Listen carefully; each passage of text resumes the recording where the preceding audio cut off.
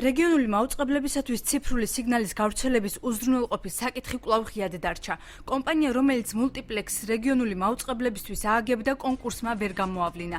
საკონკურსო განაცხადი საბოლოოდ კომუნიკაციების ეროვნულ კომისიაში ერთმა კომპანიამ სტერეო პლუსმა შეიტანა და ისიც ლოტზე, რომლითაც სიგნალის გავრცელებას მხოლოდ ეროვნული მაუწყებლებისთვის უზრუნველყოფს. სამწუხაროდ კონკურსი ჩაიშალა მულტიპლექსი ამ მულტიპლექსზე, რომელიც იყო გათვლილი რეგიონული ჩაშლისთვის.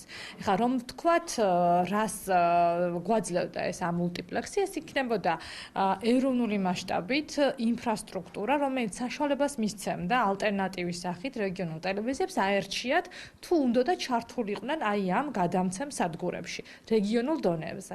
ეხლა ამ ეტაპზე ჩვენ ეს საშუალება ფიზიკურად არ გვექნება, იმიტომ რომ კონკურსი არ შედგა. ორი მოთამაშე იყო ამ ლოტოზე და ორივემ გაიტანა განაცხადი.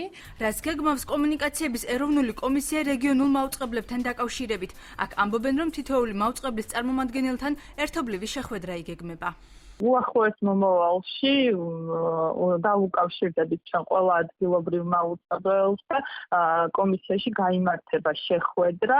ამ პროცესში ყველა დაინტერესებული პირი იქნება ჩართული და ჩვენ მოვისმენთ მათ მოსაზრებებს და განსაზღვრავთ სამომავლო სამოქმედო გეგმას, რათა არ დაზარალდეს ერთის მხრივ მაუწყებლების ინტერესები, მეორეს მხრივ მაყურებლის და საზოგადოების ინტერესი. საქართველოს რეგიონულ მაუწყებელთა ასოციაციის აღმასრულებელი დირექტორი აცხადებს, რომ კონკურსის ასეთი შედეგი მოსალოდნელი იყო. ამიტომაც თუკი კომუნიკაციების ეროვნული კომისია რეგიონებს მულტიპლექსის გარეშე დატოვებს, მათი აგების შანსის მოსაპოვებლად მცირე მაუწყებლებმა იმთავითვე იზრუნეს და თავიანთი მულტიპლექსების აგების უფლება დაიტოვეს.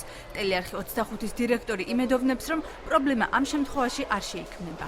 მთავარი, რაც რეგიონალურ ტელევიზიებს ეხება, უშუალოდ რეგიონალური ტელევიზიებისთვის განკუთვნილი მულტიპლექსი და მე ვფიქრობ, რომ და იმედი მაქვს, რომ ამ თემასთან დაკავშირებით პრობლემა არ შეეხება და ყველა რეგიონული ტელევიზია ავაგებთ ჩვენ მულტიპლექსს.